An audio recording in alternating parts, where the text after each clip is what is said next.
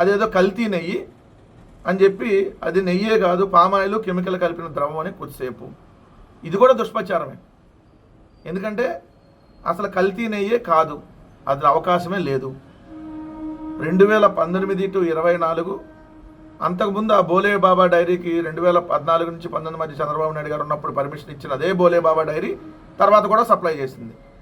మరి బోలే బాబా డైరీ మొన్న కల్తీకి పాల్పడితే అప్పుడు చంద్రబాబు నాయుడు గారు ఉన్నప్పుడు కూడా కల్తీకి పాల్పడే ఉండాలి.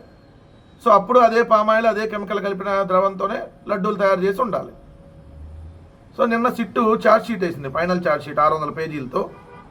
ఆ ఫైనల్ ఛార్జ్ షీట్లో ఏదైతే 2019-24 మధ్య 20 కోట్ల శ్రీవారి లడ్డూలు తయారు చేశారని చెప్పి ఏదైతే దీంట్లో ఇక్కడ 60 లక్షల కిలోలు నెయ్యి సరఫరా చేశారని చెప్పి రాసి టీటీడీకి 250 కోట్ల నష్టం వచ్చింది, కల్తీ అని తెలిసి అనుమతించిన అధికారులు పామాయిల్లో రసాయనాలు కలిపి కల్తీ నెయ్యి తయారు చేశారనే నిగ్గు తేల్చారని రాశారు. ఢిల్లీలోని మలేషియా పామాయిల్ దిగుమతిదారు నుంచి హర్ష ఫ్రెష్ డైరీ పేరుతో పామాయిల్. ఈ హర్ష ఫ్రెష్ డైరీ ఎవరు? బోలే బాబా పేరు మార్చితే హర్ష ఫ్రెష్ డైరీ. బోలే బాబా అన్న హర్ష ఫ్రెష్ డైరీ అన్న ఒకటే. మరి దీనికి చంద్రబాబు నాయుడు గారి హయాంలోనే కదా అంకురార్పణ జరిగింది.